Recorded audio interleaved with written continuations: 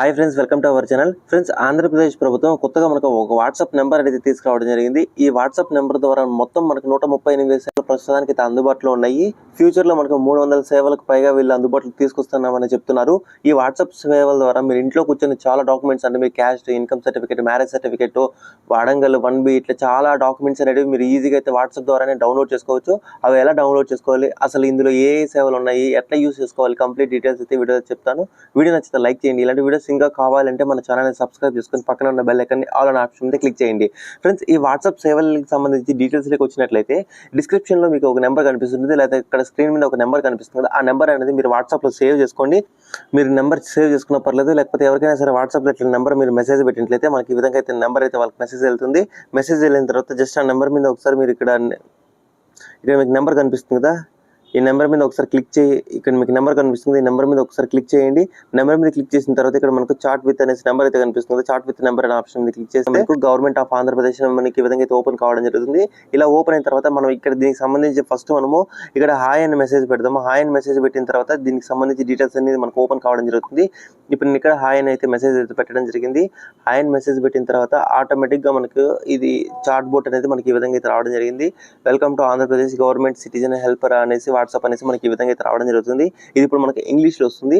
ఒకవేళ మీకు ఇంగ్లీష్లో కావాలంటే ఇక్కడ చూస్ సర్వీసెస్ మీద క్లిక్ చేసి మీకు ఏ సర్వీస్ కావాలని మీరు ఇక్కడ సర్వీసెస్ అనేటివి మనకి ఇక్కడ ప్లీజ్ సెలెక్ట్ వన్ సర్వీస్ అని కనిపిస్తుంది. ఇక్కడ చూడొచ్చు మీరు టెంపుల్ బుకింగ్ అనేసి, గ్రీవెన్స్ అనేసి, తర్వాత APSRTC energy services, CDMA services, revenue services, health care, police department, ఇట్లా సర్వీసెస్ అనేవి చాలా వరకు మీకు ఇట్లా అందుబాటులో ఉంటాయి.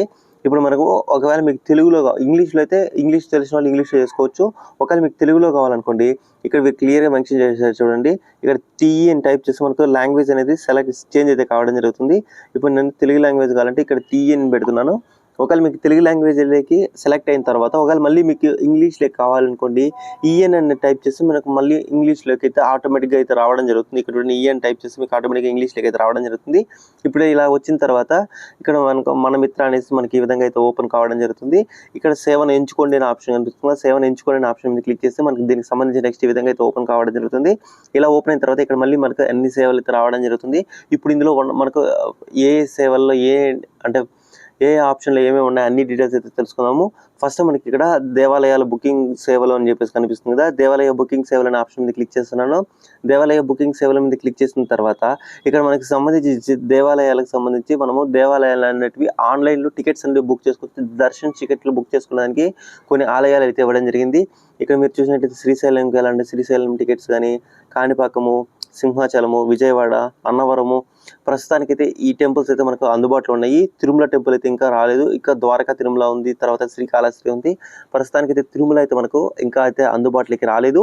ఇక్కడ మీకు ఏ టెంపుల్ని మీరు టికెట్ బుక్ చేసుకోవాలనుకుంటున్నారో జస్ట్ మీరు ఆ టెంపుల్ని సెలెక్ట్ చేసుకున్న తర్వాత నిర్ధారిస్తుంది అని చెప్పేసి మీకు ఇక్కడ కనిపిస్తుంది కదా. ఇక్కడ మనకు ఇక్కడ దేవాలయ వ్యక్తి దర్శనము, దేవాలయ సేవ, ఇట్లా మనకు కొన్ని ఆప్షన్లు వస్తాయి. మీకు ఏ ఆప్షన్ కావాలంటే మీరు ఆ ఆప్షన్ సెలెక్ట్ చేసుకుని నిర్ధారించడానికి సెలెక్ట్ చేస్తే ఆటోమేటిక్గా రెస్పాన్స్ అనేది వాళ్ళకి రెస్పాండ్ అయితే వెళ్ళడం జరుగుతుంది. ఇట్లా మనకు ఈ సేవే కాకుండా మీరు ఏ సేవ అయినా సరే మీరు ఇట్లా దర్శనానికి సంబంధించి ఏ దర్శనం కావాలి, ఇట్లా మీకు ఈ డీటెయిల్స్ అయితే మీకు కనిపిస్తుంటాయి. ఇక్కడ ఎంత అమౌంట్ అయితే కనిపిస్తుందో మీరు అక్కడ అంత అమౌంట్ అనేది పే చేస్తే మీకు దర్శనం టికెట్లు అయితే బుక్ అయితే కావడం జరుగుతుంది. ఇట్లా ఈ విధంగా అయితే మనము ఈ సర్వీసెస్ అనేవి ఉపయోగించుకోవచ్చు. ఒకవేళ ఇప్పుడు మళ్ళీ మనము వేరే సర్వీసెస్ సెలెక్ట్ చేసుకోవాలనుకుంటే మళ్ళీ మీరు హాయ్ అని మెసేజ్ పెట్టండి. మళ్ళీ నేను హాయ్ అని మెసేజ్ పెట్టిన తర్వాత ఇది నెక్స్ట్ మళ్ళీ మనకు ఫస్ట్ స్టెప్ నుండి ఇది రావడం జరుగుతుంది. ఇక్కడ సేవ ఎంచుకునే ఆప్షన్ క్లిక్ చేస్తే ఇంతసేపు మనం ఇక్కడ దేవాలయ సేవల గురించి అయితే తెలుసుకున్నాము. ఇక్కడ ఫిర్యాదులు పరిష్కరణ సేవలు అని కనిపిస్తుంది కదా.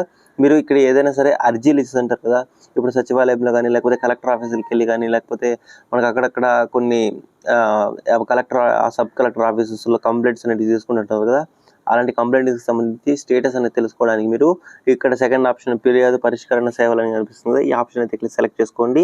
తర్వాత మనకు మూడో సేవలు మనకు ఏపీఎస్ఆర్టీసీ సేవలు అయితే ఉన్నాయి. ఇందులో మనం బస్ టికెట్లు బుక్ చేసుకోవచ్చు, లేదంటే బస్ టికెట్లు బుక్ చేసిన వాటిని క్యాన్సిల్ చేసుకోవడానికి ఈ సేవలు అయితే ఉన్నాయి. ఇప్పుడు మీరు సపోజ్ ఎగ్జాంపుల్ ఏపీఎస్ఆర్టీసీ సేవలను సెలెక్ట్ చేసుకున్న తర్వాత బస్ టికెట్ బుకింగ్ ఉంది, బస్ టికెట్ రద్దు అని ఉంటుంది.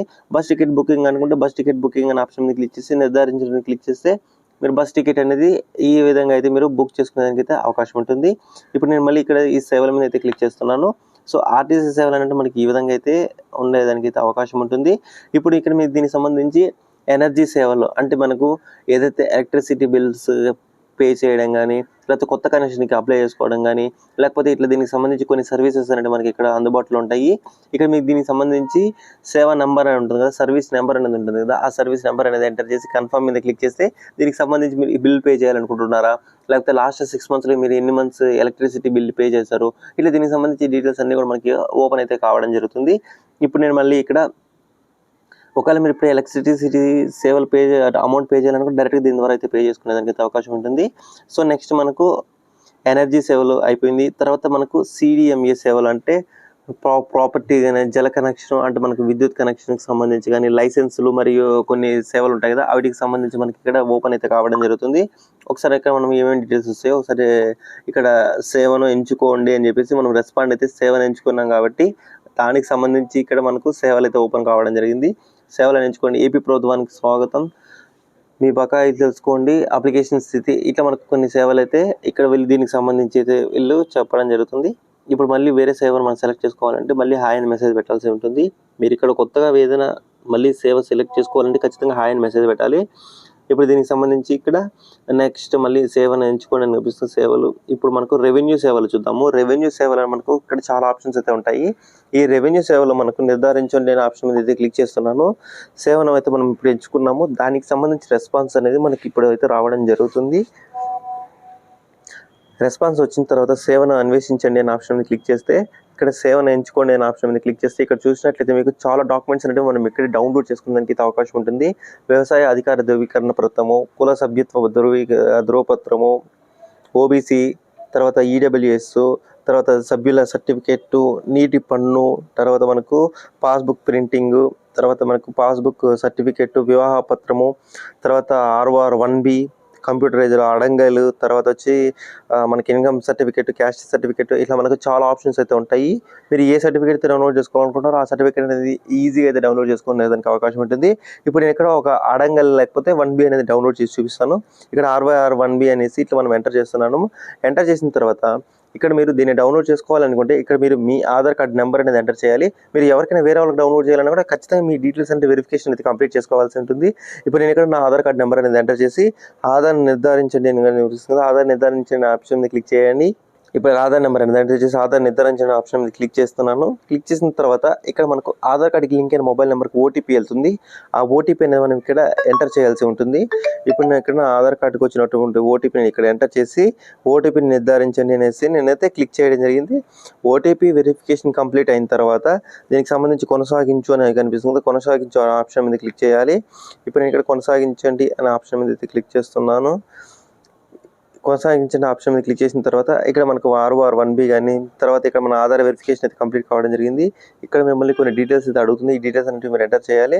తండ్రి పేరు ఎంటర్ చేయాలి, మతం ఏది ఎంటర్ చేయాలి, విద్యా అర్హత ఏంటి, వైవాహిక స్థితి, మొబైల్ నెంబరు, ఈమెయిల్ ID, ఈ తర్వాత ఇక్కడ మీకు వీధి సంఖ్య అని కనిపిస్తుంది. ఇవన్నీ డీటెయిల్స్ ఎంటర్ చేయాలి.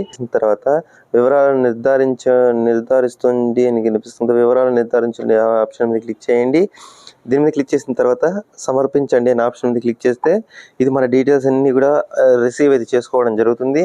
రిసీవ్ అయిన తర్వాత మనకి దీనికి సంబంధించి కొన్ని డీటెయిల్స్ అయితే ఇక్కడ మనకు మీరు ఇప్పుడు ROR-1Bని ధృవపత్రాన్ని డౌన్లోడ్ చేసుకోవచ్చు అని చెప్పేసి ROR-1B అని కనిపిస్తుంది. దాని మీద క్లిక్ చేయాలి.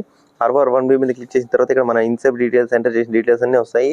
ఇక్కడ అడ్రస్ అంతా కూడా మనకి ఇదే ఉంటుంది కదా. ఇక్కడ బాక్స్ టిక్ మార్క్ చేస్తే ఆటోమేటిక్గా పైన అడ్రస్ ఏదైతే ఉంటుందో కింద కూడా అదే అడ్రస్ అయితే రావడం జరుగుతుంది. వచ్చిన తర్వాత ఇక్కడ పోస్టల్ కార్యాలయం అనేసి ఇక్కడ మనకు పోస్టల్ కార్యాలయం అనేసి ఒక ఆప్షన్ అయితే ఉంటుంది. అదైతే మనం ఎంచుకోవాల్సిన అవసరం లేదు. జస్ట్ బాక్స్ టిక్ మార్క్ అని చేసి కొనసాగించు అనే ఆప్షన్ మీద అయితే క్లిక్ చేయండి. కొనసాగించే ఆప్షన్ మీద క్లిక్ చేసిన తర్వాత మనకి ఈ విధంగా అయితే రావడం జరుగుతుంది. ఇక్కడ మనము మన రేషన్ కార్డు నెంబర్ అనేది అడుగుతుంటుంది. ఒకవేళ మీకు రేషన్ కార్డు నెంబర్ లేకపోతే ఇక్కడ ఆప్షన్ ఒకవేళ మీకు ఆ దగ్గర ఉంటే ఎంటర్ చేయండి. లేకపోతే ఇక్కడ మీరు జిల్లా అని కనిపిస్తుంది, జిల్లాని అయితే మీరు ఎంచుకోవాల్సి ఉంటుంది. ఇప్పుడు నేను మా డిస్టిక్ అయితే సెలెక్ట్ చేసుకున్నాను. డిస్టిక్ సెలెక్ట్ చేసుకున్న తర్వాత మండలం అనేది సెలెక్ట్ చేసుకోవాలి. మండలం మీద క్లిక్ చేసి అన్ని మండలాలు అయితే రావడం జరుగుతుంది. మీ మండలం ఏదైతే మీరు అది సెలెక్ట్ చేసుకోండి. మండలం సెలెక్ట్ చేసుకున్న తర్వాత గ్రామం అనేది సెలెక్ట్ చేసుకోవాల్సి ఉంటుంది. మీ గ్రామాలన్నీ కూడా ఇక్కడ రావడం జరుగుతుంది. మీది ఏ గ్రామం అయితే మీరు ఆ గ్రామం అనేది సెలెక్ట్ చేసుకోండి. ఇప్పుడు నేను మా గ్రామం అయితే సెలెక్ట్ చేసుకోవడం జరిగింది. తర్వాత ఖాతా సంఖ్య అంటే మీకు దీనికి సంబంధించి ఆడంగల్ కానీ 1B డౌన్లోడ్ చేసుకోవాలంటే మనకు పట్టాదారు పాస్బుక్ నెంబర్ అనేది ఉంటుంది కదా, ఆడ ఖాతా సంఖ్య అని ఉంటుంది కదా, ఆ ఖాతా సంఖ్య అనేది మనం ఇక్కడ ఎంటర్ చేసి వివరాలను నిర్ధారించిన ఆప్షన్ అయితే క్లిక్ చేయాలి. నిర్ధారించిన ఆప్షన్ మీద క్లిక్ చేసిన తర్వాత ఇక్కడ దీనికి సంబంధించి ల్యాండ్ ఎంత ఉంది ఏంటి ఇట్లా మనకి ఈ విధంగా అయితే మనకు వాళ్ళ సర్వీస్ నెంబర్ ఏంటి, సర్వే నెంబర్లో ఎంత భూమి ఉంది, ఇట్లా డీటెయిల్స్ అయితే మనకి ఈ విధంగా అయితే ఓపెన్ కావడం జరుగుతుంది. ఇలా ఓపెన్ అయిన తర్వాత ఇప్పుడు మనం దీన్ని 1B దీనికి సంబంధించి ఇక్కడ మనం డీటెయిల్స్ అన్ని చెక్ చేసుకోవచ్చు. పట్టాదారు పాస్బుక్ ఏంటి, తర్వాత వాళ్ళకి ఎంత ల్యాండ్ ఉంది, టోటల్ ఎన్ని సెంట్స్ ఉంది అని అన్ని ఆప్షన్లు అయితే మీరు ఇక్కడ చెక్ చేసుకోవచ్చు.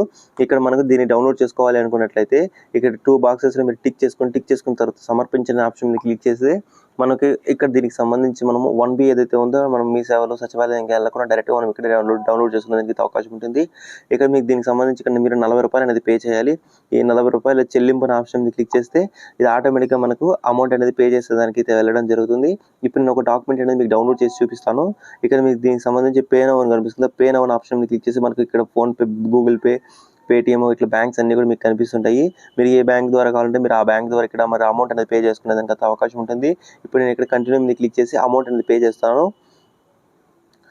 ఇక్కడ నేను సెండ్ పేమెంట్ మీద క్లిక్ చేసి నేను ఇక్కడ యూపీఐ పిన్ నెంబర్ అనేది ఎంటర్ చేస్తున్నాను. యూపీఐ పిన్ నెంబర్ అనేది ఎంటర్ చేసిన తర్వాత ప్లీజ్ వెయిట్ అని వస్తుంది.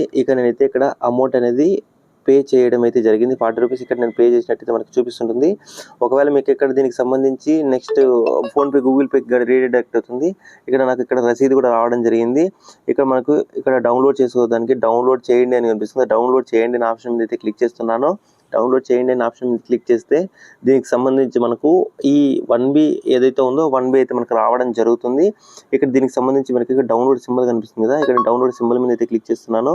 డౌన్లోడ్ సింబల్ మీద క్లిక్ చేసిన తర్వాత మనకి దీనికి సంబంధించి ఈ విధంగా అయితే 1B అనేది మనము ఈ విధంగా అయితే డౌన్లోడ్ చేసుకునేదానికి అయితే అవకాశం ఉంటుంది.